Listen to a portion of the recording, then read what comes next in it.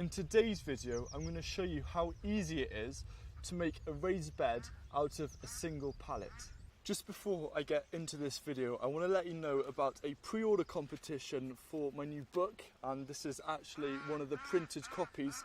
And if you buy it or pre-order it off Amazon, whether you have or you haven't yet, and hopefully you'll do it after watching this video, for everyone who pre-orders, you can use a link in the video description to upload the receipt to be part of a really cool competition. So what we're doing is we're giving away 3 annual subscriptions to the Grow Your Own magazine, and then there are also going to be 2 kind of bespoke phone calls with me to go through your garden planning, and then a lucky winner, or maybe unlucky winner, will win a day's gardening with me with your travel and accommodation included. So make sure you pre-order this. Here we have the remnants of what's left from a single pallet. And the other thing that's really good about this design is apart from tools, you don't need any other materials to make it, because I'm repurposing the good nails out of this pallet to actually put the raised beds back together. Now, as you can see, we've got 6 lengths here and 6 over there. They're different lengths, but these are going to be the long edges of the raised bed. Those are going to be the short edges. When you're splitting pallets, unfortunately, sometimes they do break away and you do get these not so good bits, but you can also repurpose those to use as a support structure to hold these together.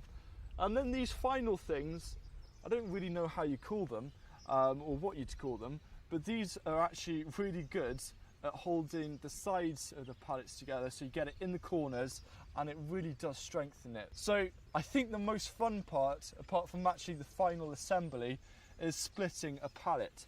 So you can use different things, but these this is kind of a wrecking bar by Roughneck, and these are specially designed pallet splitting tools. But if you have a crowbar or even use the back of an axe, then that would work really well.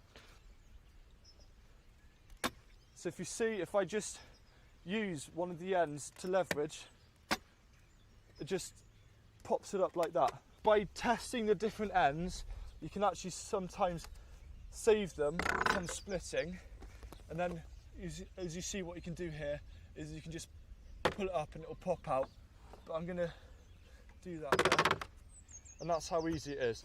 Now please do be careful, these nails are not very friendly at all. So what you want to do is you want to make a pile away from where you're working so you don't end up stepping on them, or you can point them away. So just be cautious with that.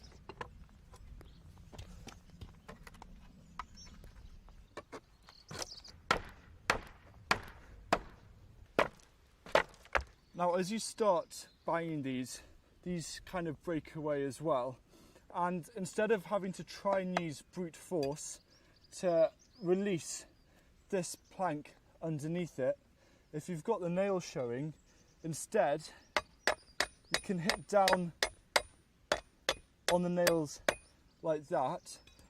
I'll just turn this over so you can see how simple this is. You can then pull out the nails, and then you've just got the smaller ones which are holding it in.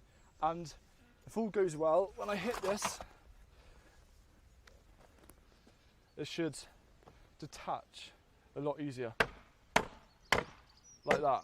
If you're unlucky with a lot of them splitting, you might have to start on a second pallet to just get enough wood. But if you are lucky and not many of them split like I did with that other pallet, then you should definitely be able to get a raised bed from just what you have here. These nails here are looking quite bent, so I highly doubt that I'll actually end up using those. But these nails here and here are looking a lot straighter, so hopefully I can reuse them.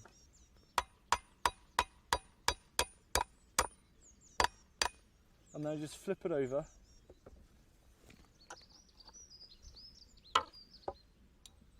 and now I have a nail ready to use. So I put it in the good jar.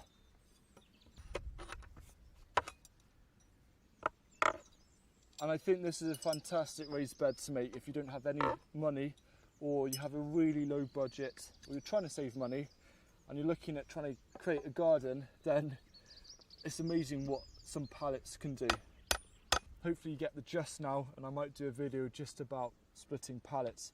But what I'm going to do is create the 4 panels, and these are really important. And what I love about pallets is that you have a big choice on how high you want them to be. So they can be either that high, but what I'm going to do is I'm going to make them 3 high, and that's quite a decent size. And you could probably get away with growing carrots, but definitely things like beetroot and all your brassicas and stuff. If you wanted potatoes, then I might add another layer. And I'm kind of looking through any possible offcuts and stuff. And this one here, I discarded because this part had split and it was a lot thinner, but it would still work as a really good support system.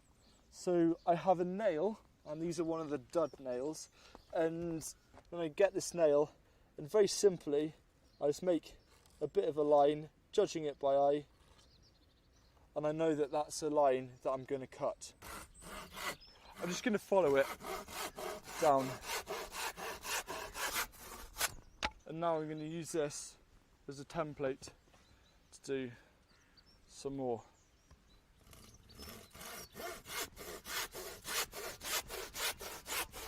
I've now got these pieces all ready, and I've got this jar of nails, and what you want is to get the smaller nails.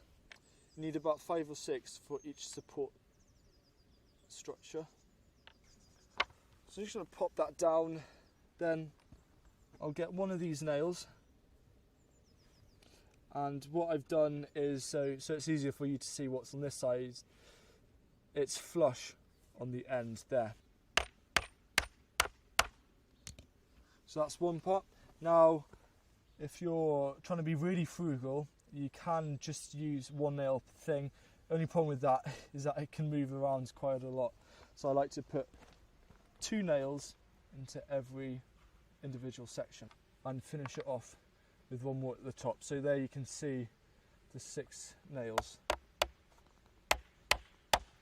And then I'm just going to repeat this on all the other sides. So I've got it on this side, and you can see it's holding it together nicely. I've just got to go and do the same on this side, about the same distance away from the end. So as you can see, from a single pallet you get quite a decent sized area of growing space. But the only problem is that you've got to attach it. I feel that the easiest way of attaching these is by placing them on the ground. So you're just doing this by looking at it, looking at a straight side, turn it over, and I will nail into them like that. So what you're actually doing here is you're creating a 90-degree angle, and then I've got the longer nails, which are a bit harder to salvage, but it is possible. And because they're harder to salvage, I'll just be using 1 per kind of block. So again, I'm just looking down, trying to keep it straight.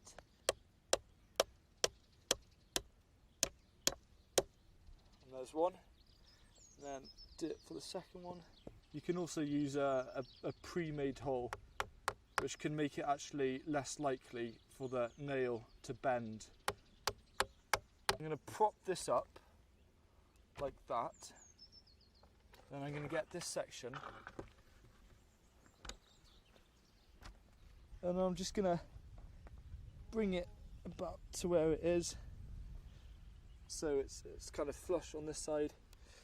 Bring it in, and you can start either with the first or the second. Another thing you can do is always just sit down on it.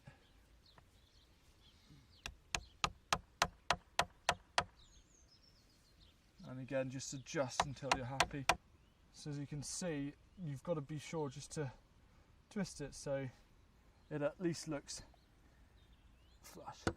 If you do want to have enough nails, you can always attach those 2, but there's enough strength in there to hold the soil. A bit of an easier way of doing it is to actually put these blocks ready on both ends, which means once it's up, it's really easy to attach to the other one.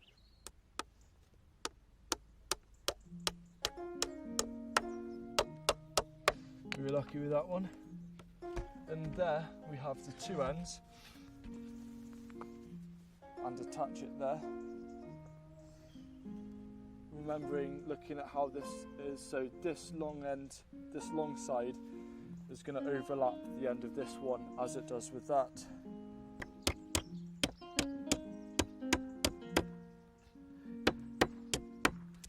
That's another corner done.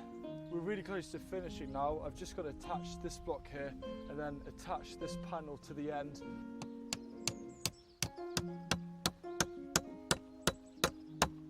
And this is a raised bed all completed, and it's really easy to do, and probably if you had maybe a spare Saturday or Sunday, you could churn out 4 to maybe even 7 of these raised beds.